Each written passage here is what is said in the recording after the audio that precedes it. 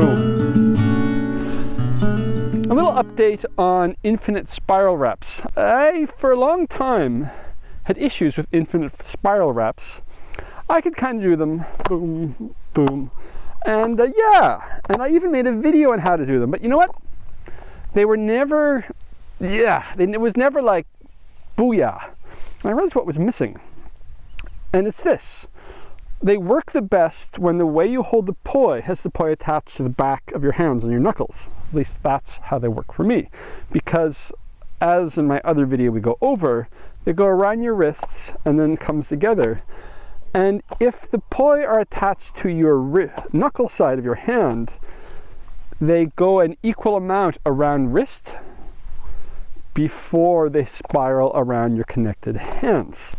So in the past, I'd always used a grip like this, where it was kind of, and I would put my hands like this. That's the way I would typically do a spiral wrap.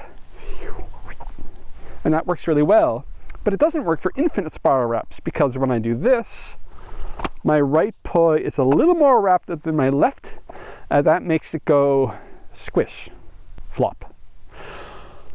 So if I switch, and I'm for now just going to use this as a simple way to show. So I'm just holding a poi like that. When I go into a spiral wrap that way, it goes bop, bop. A nice boppity bopping infinite spiral wrap.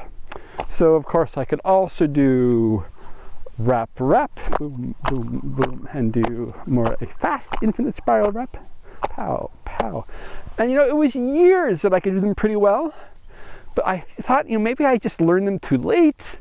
Maybe I had to be younger when I learned infinite spiral wraps to do them like Dan did them, etc. Yeah, it's just my grip.